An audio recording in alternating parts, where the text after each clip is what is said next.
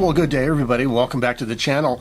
Well, years before I was creating videos on YouTube, I was dabbling actually in a career of video technology and was also self-educating into the history of video art.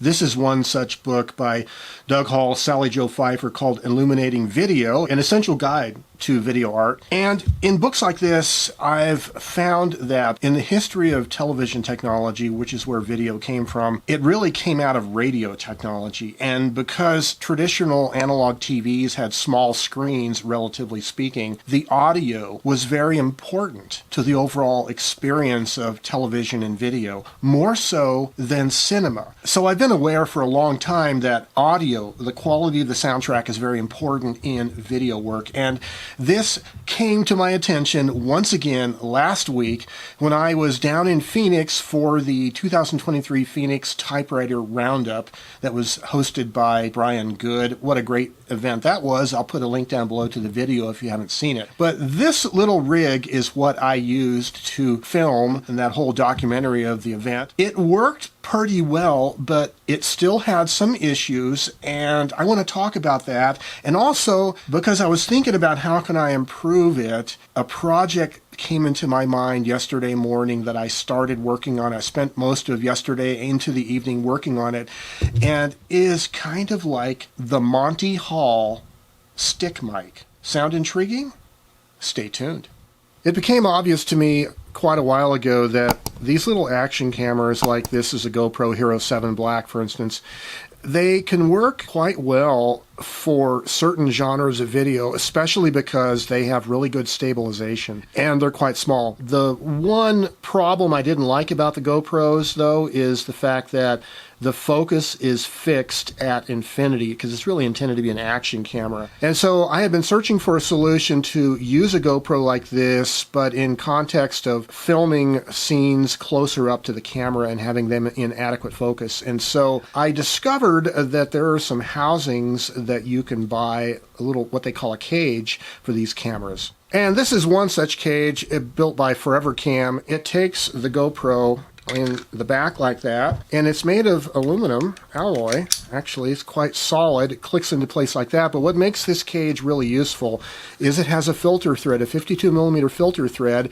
which means I can use a +4 close-up filter on this cage and be able to achieve much closer focus than what the GoPro optimally would normally give. But this cage also offers a cold shoe mount for accessories with various mounting points. I've opted to put the cold shoe on the right side of the camera here. And also one of the other really handy GoPro accessories for getting better audio, which you're going to need better audio, especially once you put the camera into a cage, is if you open up the side port where you access the USB-C connector, you can take the optional GoPro audio adapter, plug it into the USB-C connector. Of course, it means the camera is no longer waterproof, but now you have a 3.5 millimeter mic jack, and you also have connectivity to charge the GoPro while it's all hooked up. And so what I've been doing, and this is the setup I use at the Phoenix Type-In, is I have this little Comica video microphone. It's a directional microphone, not entirely a shotgun style, but just directional. It does come with a wind muff, but indoors I use without it. And this microphone mounts to the cold shoe like that, and then you plug in the microphone into the audio adapter. Boom, like that.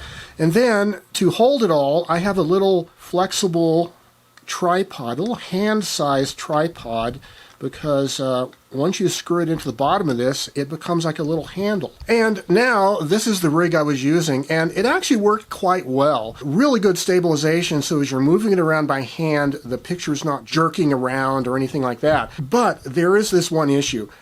It is directional. If I'm interviewing a subject, aiming the camera at them, I'm speaking on the side of the microphone, so my audio is about the same level as the person being interviewed. But if they're in the middle of talking, and I had this happen several times during that video, they're in the middle of talking and they're referencing a typewriter down on the table or something, and I want to film the typewriter while they're talking, well, what it means is the microphone is no longer pointing at them. So I've been hammering away at it, yeah. Well, wonderful machines. So the audio gets fainter and you start hearing more background noise in the room, because that kind of a venue, there is a lot of background noise. This is the problem I was thinking about the other day. How can I fix that? And I realized what I needed to do is just remove the microphone from the camera mount and have it on a separate handle or stick or something. And I thought, oh, I have a lav mic. That might work pretty good for that. So I've been using these lav mics by Power Deweese, and they're really optimized for video production, like vlogging. They're actually quite nice. The kit that I get comes with 2 lav mics, extension cables for the lav mics, a Y adapter, and an adapter from 4-pin to 3-pin so that you can connect 2 mics into 1 camera. So the mics have these little alligator clips that you can remove, and you can also take off the little wind muff, and you can see that it is a nifty little mic body. It has the holes in the front of the mic, and then there's also 2 little apertures along the side of the mic for additional sound capture. The mics themselves are TRRS, or 4-pin connections, but they come with an adapter that goes from TRRS to TRS, or the 3-pin adapter for a standard camera input. So this is what I figured I could use with my audio adapter, my GoPro, is do that and then plug the lav mic into it. And I figured maybe I can just attach or clip the lav mic onto some stick, you know, like even a wooden chopstick or something. I don't know. I was thinking really simple here. And then it struck me, you know what? I might be able to make this a little bit nicer, because I was thinking back to those days of the 1970s as a kid watching Let's Make a Deal with Monty Hall, and he always had this cylindrical skinny stick mic that he would use, and he would aim the mic at his mouth, talk, and then aim it at the guest in the audience. And I thought, you know what, I might be able to do that for these interview style videos. I need to figure out how to make a lav mic, or turn a lav mic into one of those stick mics. I mean, you know, the option is I could have just bought one of these mics from B&H Photo or one of the other online sellers, but no, you know, I'm a builder, I'm a DIY guy, I got to do it myself.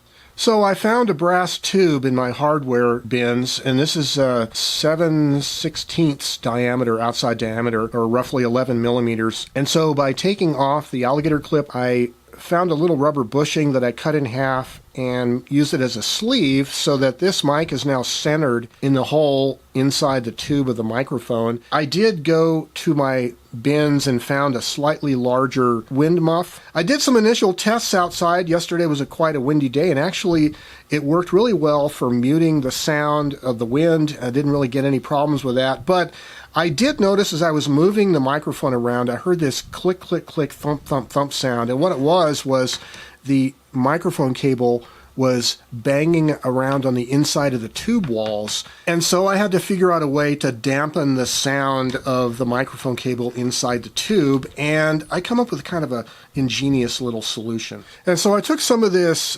flexible, rubbery like shelf liner material. This stuff actually works really well as typing pads, so typewriters won't slip. So I cut a strip of this that was about maybe 3/4 of an inch wide, which is like maybe 15 to 20 millimeters.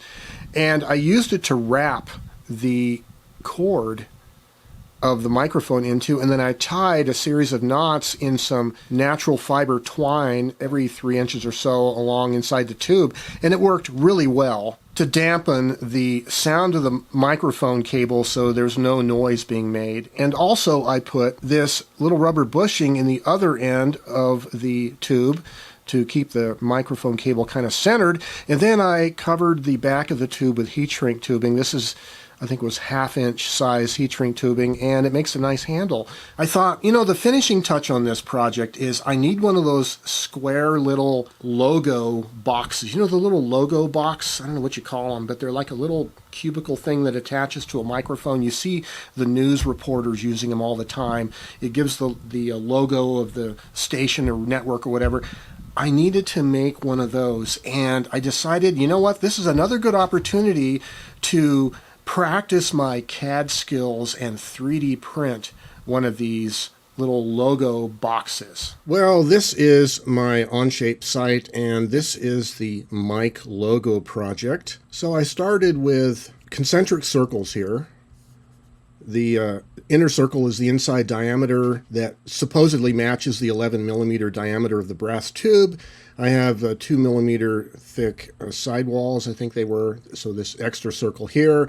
And then I made some concentric squares representing the outer walls, so this is 30 millimeters. External dimensions, the corners are chamfered. And then I added these rectangular sections to connect them. And then I extruded them so into a solid like this, and that's essentially what I printed. And this is the result. So this is printed in orange PLA. I did have a little bit of the so-called elephant's foot issue with the initial layers on the platen kind of spread out a little bit, and there was something funky that happened on the printing at this level here, but it's not bad. One thing that did happen, though, is maybe the settings on my slicer software were off, but I designed it with a 11 millimeter inside diameter hole to match the brass tube, but it ended up being a little bit tighter, like a 0.5 millimeter tighter, so I did have to remount the hole a little bit. But that dimension can be adjusted in CAD if I make another one of these. Anyway, this is a four-sided little holder, and the way this works is it fits nicely onto the brass tube here, and then I can put my wind muff. That is kind of like how it's going to work, except now I realize I need a logo. And so what I did is I used the text creation tool and chose this particular font with the word Joe, and then I connected them with these pieces of rectangular four-sided sections just to join them together, because it would be a lot easier to print them and mount them if the spacing was consistent. And then, of course, I extruded them to a thickness of, I think it was 3 millimeters thickness. And so that is what I made the signature out of. And when I sliced the signature, and I've laid out 4 copies spaced apart enough that they won't interfere with each other when they're being printed. And that is how they printed on the platen of the printer. And of course I used blue filament for that. Okay, I'm going to just try super gluing these really carefully here. All right, let's see if we can get some glue on these. A little bit too much, actually. Just kind of center it. Okay, so I have some super glue accelerator, CA glue accelerator, that hopefully will harden this enough. Well, here we are out in the backyard. It is a breezy day, partly cloudy, but hey, this is the Joe Van Cleve version of the Monty Hall stick mic. What do you guys think, huh? Well, I'm currently using it with the mic cord kind of draped around my neck just because it's about a 4-foot cord and it could hang down and snag on something, especially if you are using it like indoors at a typewriter meeting or whatever. You don't want the mic cord hanging down there. But here's the cool thing about it is I can continue speaking with the microphone close to my mouth and then redirect the camera away from the same direction and still get good audio. Basically, the camera's angle of view, direction of aim is independent of the microphones. Of course, you have to use both hands now, one to hold the camera, one to hold the microphone. I think it's kind of cool. Oh, we have some leaves down here.